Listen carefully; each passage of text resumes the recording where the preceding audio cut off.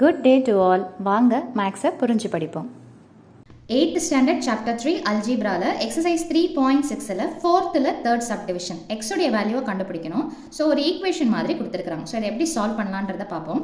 So first என்ன கொஸ்டினோ அதை எடுத்து எழுதிக்கலாம். இப்போ இதில் பார்த்தீங்கன்னா நம்பர்ஸ் இருக்குது, எக்ஸ் வச்சா மாதிரியும் டேர்ம்ஸ் இருக்குது.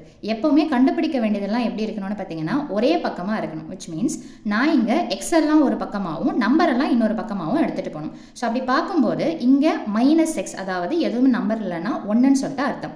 இந்த இடத்துல பார்த்தீங்கன்னா 7xன்னு இருக்குது. ஸோ 7 பெரிய நம்பர், அதுக்கு முன்னாடி எந்த சிம்பலும் இல்லைனா அது பாசிட்டிவ்னு அர்த்தம். ஸோ அப்போ இதை எதையுமே டிஸ்டர்ப் பண்ணாதீங்க. இங்கே 1x பெருசா 7x பெருசானா 7x பெருசு, அது பாசிட்டிவாக இருக்குதுன்னா அதை டிஸ்டர்ப் பண்ணாதீங்க.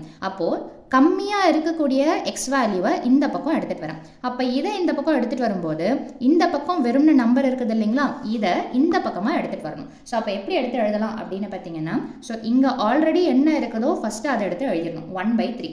இப்போ இந்த +5/4 ஆப்போசிட் சைடில் வந்ததுன்னா என்ன வரும்னு பார்த்தீங்கன்னா -5/4.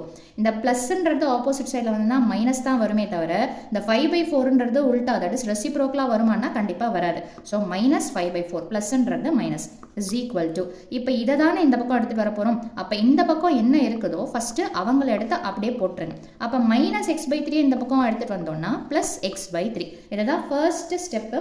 எல்லாத்தையும் ஒரே பக்கமாக எடுத்து வச்சுக்கணும். ஓகேங்களா. ஸோ அடுத்தது என்ன அப்படின்னு பார்த்தீங்கன்னா மைனஸ் பண்ணுறோம். அப்போ கண்டிப்பாக நம்ம எதை பார்க்கணும் அப்படின்னு பார்த்தீங்கன்னா டினாமினேட்டரை பார்க்கணும். அப்போ டினாமினேட்டர் அதாவது பகுதிகள் எப்படி இருக்குது, வேறு வேறு மாதிரி இருக்கிறதுனால அதை கிராஸ் மல்டிப்ளை பண்ண போகிறோம். அதாவது எல்சிஎம் அல்லது கிராஸ் மல்டிப்ளை. ரெண்டே டேர்ம்ஸ் இருந்ததுன்னா cross multiplication is easiest choice. அப்போ எப்படி கிராஸ் மல்டிப்ளை பண்ணுறது, கீழே இருக்கிறத மல்டிப்ளை பண்ணி கீழே போடணும். ஸோ 3ஐயும் 4ஐயும் மல்டிப்ளை பண்ணால் 12. அதே மாதிரி இந்த 1ஐயும் இந்த 4ஐயும் மல்டிப்ளை பண்ணிங்கன்னா 1 × 4 is 4. நடுவில் என்ன சிம்பிள் இருக்குதோ அதை அப்படியே எடுத்து எழுதுங்க. ஸோ 3ஐயும் 5ஐயும் மல்டிப்ளை பண்ணீங்கன்னா 15 இஸ் ஈக்குவல் டு, அதே மாதிரி இந்த இடத்துல பாருங்க பிளஸ்ன்னு சொல்லிட்டு இருக்குது. அப்போ பிளஸ்னா நம்ம எதை பார்க்கணும்னு பார்த்தீங்கன்னா கீழே இருக்கக்கூடிய டேர்ம்ஸ் சேமாக இருக்குதான்றதை பார்க்கணும்.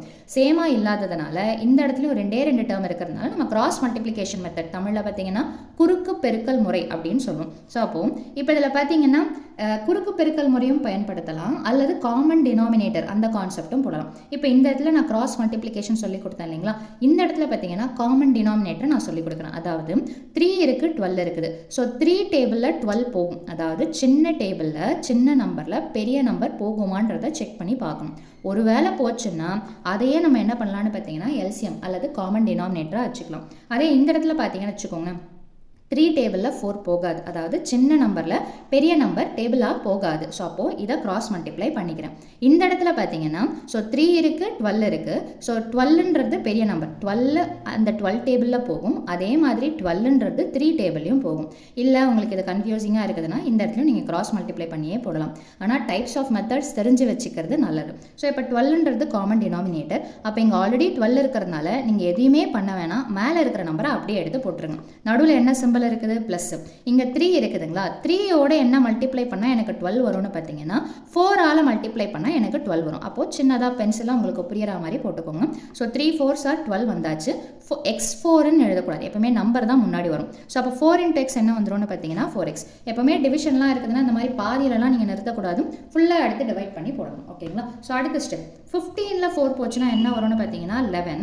வேறு வேறு சிம்பிளாக இருக்கிறதுனால சப்ட்ராக்ட் பண்ணிவிட்டு பெரிய நம்பருக்கு உண்டான சிம்பிள் என்னவோ அதை எடுத்து போடணும். பை 12 அப்படியே வச்சுக்கோங்க. இந்த இடத்துல பார்த்தீங்கன்னா ப்ளஸ் இருக்கிறதுனால 7ஐயும் 4ஐயும் ஆட் பண்ணால் என்ன கிடைக்கும்னு பார்த்தீங்கன்னா 11. பக்கத்தில் எக்ஸை அப்படியே போட்டணும். எக்ஸ் ஸ்கொயர்லாம் வராது, மல்டிப்ளை பண்ணும்போது மட்டும்தான் நம்பரு பவரில் போகும். ஓகேங்களா. இந்த 12 அப்படியே எடுத்து எழுதுங்க.